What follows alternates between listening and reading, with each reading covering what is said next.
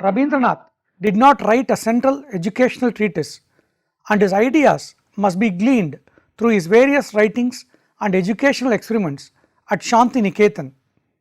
In general, he envisioned an education that was deeply rooted in one's immediate surroundings but connected to the cultures of the wider world, predicated upon pleasurable learning and individualized to the personality of the child. Children sat on hand woven mats beneath the trees, which they were allowed to climb and run beneath between classes. Nature walks and excursions were a part of the curriculum, and students were encouraged to follow the life cycles of insects, birds, and plants. Class schedules were made flexible to allow for shifts in the weather, or special attention to natural phenomena, and seasonal festivals were created for the children by Tagore. In an essay entitled My School, he emphasizes the importance of an empathetic sense of interconnectedness with the surrounding world. We have come to this world to accept it, not merely to know it. We may become powerful by knowledge, but we attain fullness by sympathy. The highest education is that which does not merely give us information, but makes our life in harmony with all existence. But we find that this education of sympathy is not only systematically ignored in schools, but it is severely repressed. From our very childhood, habits are formed and knowledge is imparted in such a manner that our life is weaned away from nature, and our mind and the world are set in opposition from the beginning of our days. Thus, the greatest of educations for which we came prepared is neglected, and we are made to lose our world to find a bag full of information instead.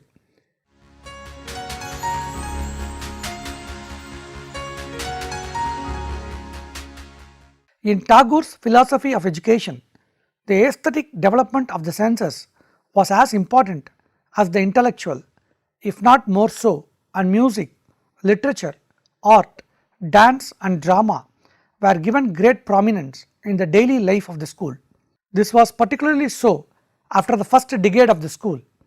Drawing on his home life at Joransko, Rabindranath tried to create an atmosphere in which the arts would become instinctive. One of the first areas to be emphasized was music. Rabindranath writes that in his adolescence, a cascade of musical emotion gushed forth day after day at Joransko. We felt we would try to test everything, he writes, and no achievement seemed impossible. We wrote, we sang, we acted, we poured ourselves out on every side. In keeping with this theory of subconscious learning, Rabindranath never talked or wrote down to the students, but rather involved them with whatever he was writing or composing.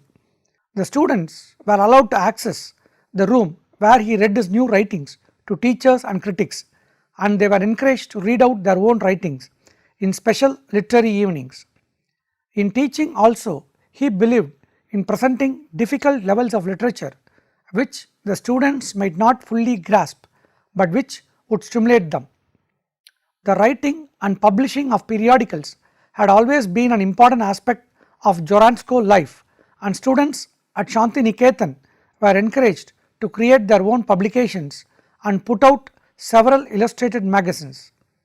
The children were encouraged to follow their ideas in painting and drawing, and to draw inspiration from the many visiting artists and writers.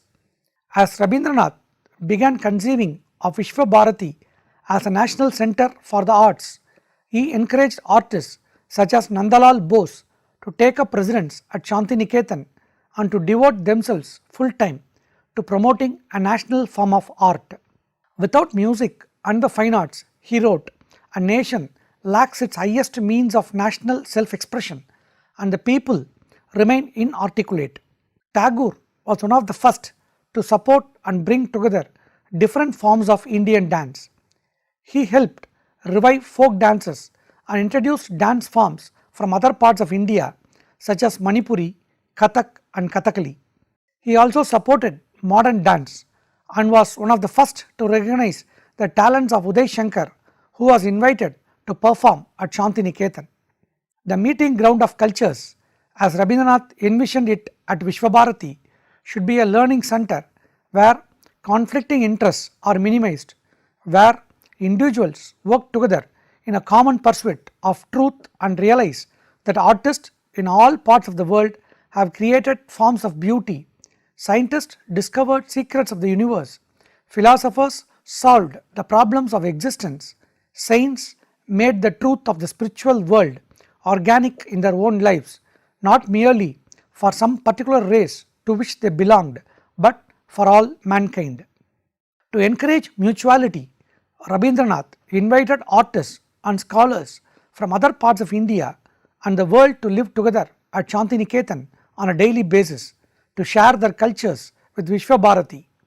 The constitution designated Vishwabharati as an Indian, Eastern and global cultural center whose goals were to study the mind of man in its realization of different aspects of truth from diverse points of view, to bring into more intimate relation with one another through patient study and research the different cultures of the East on the basis of their underlying unity, to approach the West from the standpoint of such a unity of the life and thought of Asia, to seek to realize in a common fellowship of study the meeting of East and West, and thus ultimately to strengthen the fundamental conditions of world peace through the free communication of ideas between the two hemispheres, and with such ideals in view to provide at Shantiniketan a center of culture where research into the study of the religion, literature, history, science and art of Hindu, Buddhist,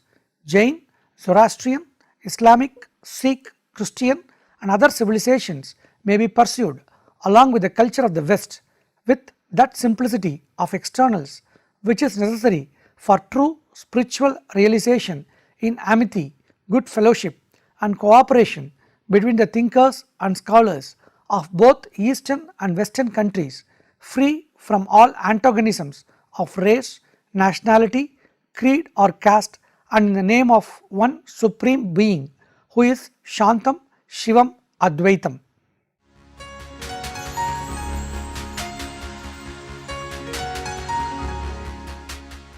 In terms of curriculum, he advocated a different emphasis in teaching. Rather than studying national cultures for the wars won and cultural dominance imposed, he advocated a teaching system that analyzed history and culture for the progress that had been made in breaking down social and religious barriers.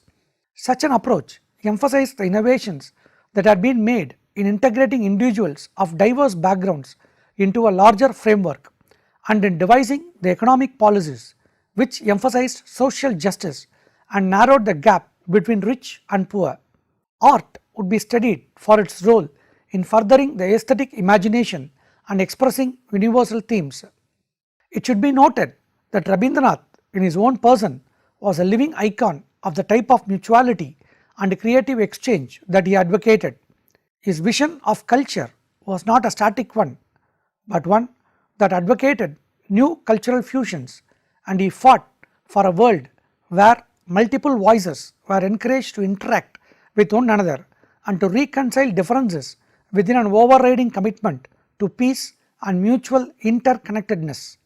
His generous personality and striving to break down barriers of all sorts gives us a model for the way multiculturalism can exist within a single human personality and the type of individual which the educational process should be aspiring towards.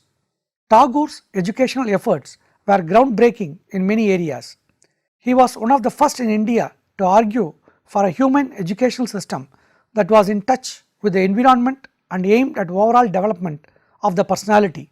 Shantiniketan became a model for vernacular instruction and the development of Bengali textbooks. As well, it offered one of the earliest co-educational programs in South Asia. The establishment of Vishwabharati and Sri Niketan led to pioneering efforts in many directions, including models for distinctively Indian higher education and mass education, as well as pan-Asian and global cultural exchange. One characteristic that sets Rabindranath's educational theory apart is his approach to education as a poet. At Shantiniketan, he stated his goal was to create a poem in a medium other than words. It was this poetic vision that enabled him to fashion a scheme of education which was all inclusive and to devise a unique program for education in nature and creative self-expression in a learning climate congenial to a global cultural exchange.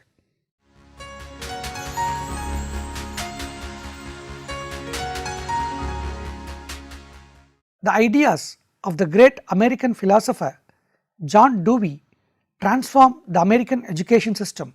While all Dewey did was simply apply some of his pragmatist philosophical ideals to the classroom, the results of his work changed education forever.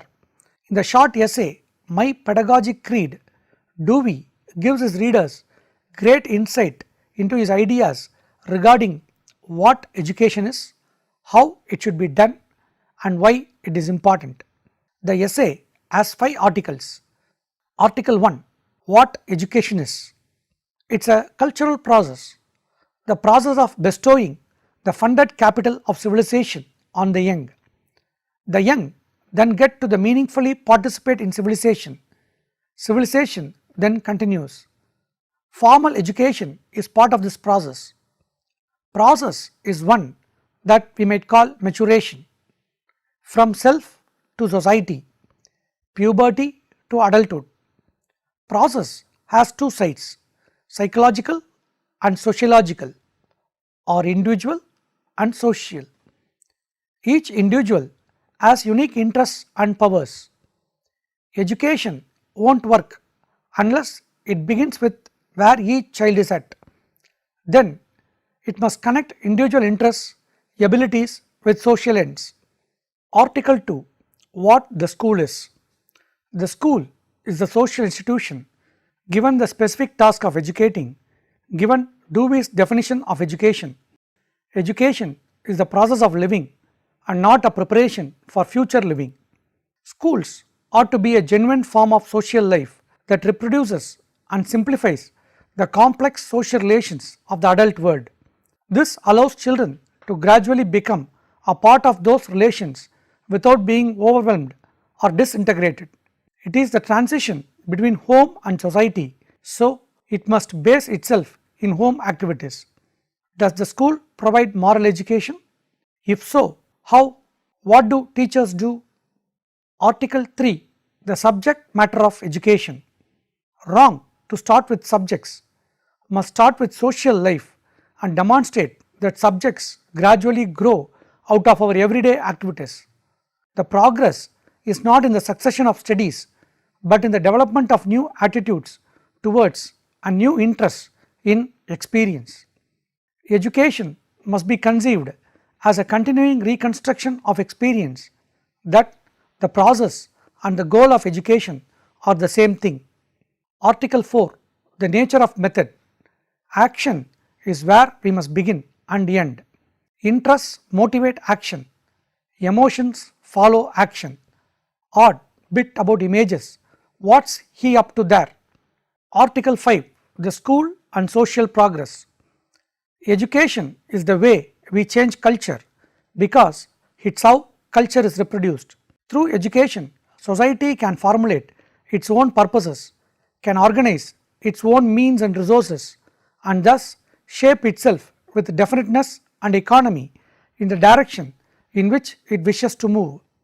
Today, he is considered a father of education, and his views are being adapted in all sorts of ways in classrooms around the world. Dewey first stood out by rejecting the traditional ideal of American education, which was built around teachers standing up in the front of the classroom and pouring information into the minds of the students. Instead, Dewey suggested a new form of education that utilized applicable experience as the key element of learning.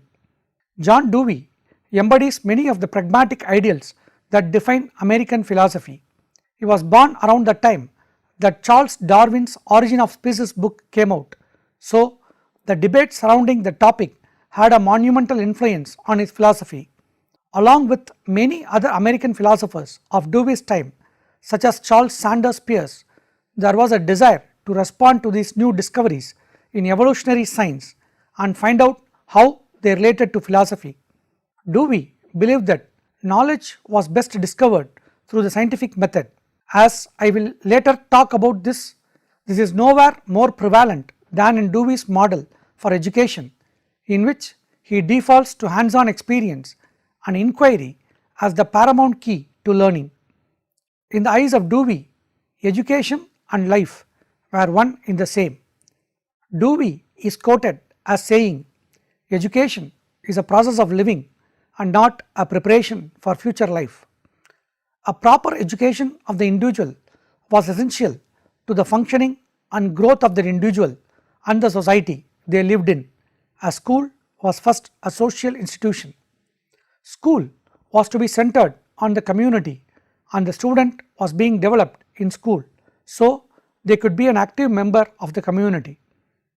Dewey advocated that what a child does in their home life should be incorporated into the curriculum in the classroom. Also, for Dewey, the student had to be invested in their education for it to mean anything. The way that he suggested this be accomplished was to let the students learn about something they were interested in. An education could only be valuable if the student was learning material that they could actually apply to the real everyday life, as evidenced by Dewey's quote, "True education comes through the stimulation of the child's powers by the demands of the social situations in which he finds himself." Dewey's education system is perhaps most well known for how it stresses the importance of hands-on experience in the learning process. Dewey believed that people learn best by going out and interactively doing. Dewey criticized teachers and the current education system for protecting students too closely and not letting them go out into the real world so they could blossom, saying, "The situation approaches learning to swim without going too near the water." For Dewey, a teacher's job was more about being a facilitator to the students, helping them discover what they were interested in and then creating ways for them to actively do these things. Hands-on experience is a proven way for students to learn. It is much more enjoyable for the student and seems to be directly applicable to the future. Most of us will agree with Dewey's view that students should learn about something that interests them. Stuffing facts that kids do not have any desire to learn down their throats is not beneficial to anyone. When students can actually connect with the material they are learning, they are more likely to put in the time and effort that is necessary to fully develop their knowledge and understanding of a subject. Dewey stayed true to his pragmatic ideals by testing out his own education theories in a real life environment. He created what became to be known as his very own laboratory school. Dewey's school was radically different than any other of its time. The students did not sit at desks and listen to a teacher lecture or do homework problems out of a textbook. Instead, they would be moving about the classroom doing varying physical activities such as sewing or cooking. As I stated earlier, Dewey believed that students could learn the critical skills, maths and science for example, that they needed by doing these types of activities instead of the more traditional studying the textbook method. The children were broken down by age and every different age group was always doing something different. Dewey had the kids going on field trips, building models, acting out plays and playing games among many other active things. John Dewey was a great philosopher that made groundbreaking advances in education. He was a man that practiced what he preached, and for that I have great respect. I do like Dewey's ideas in doses.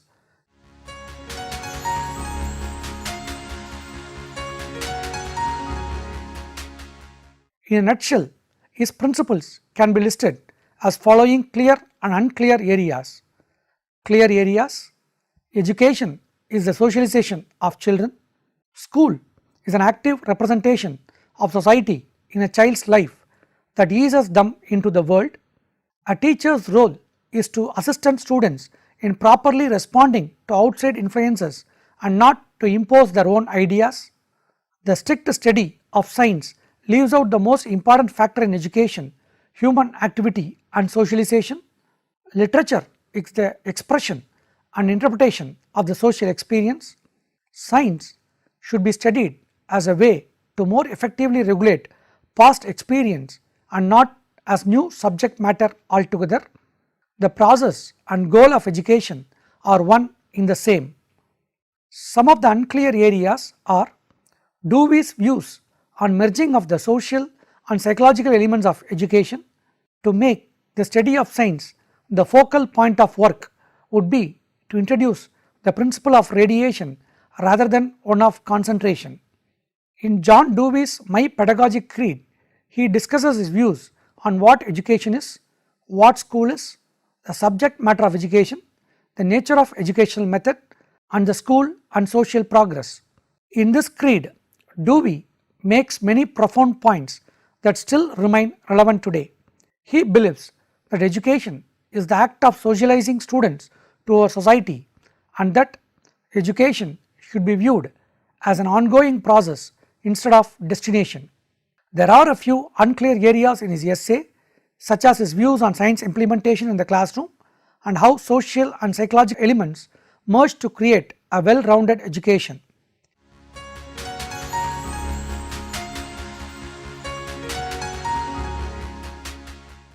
Dear viewers, in this lesson we have seen a detailed study on Tagore's essay My School and John Dewey's essay My Pedagogic Creed. Thank you.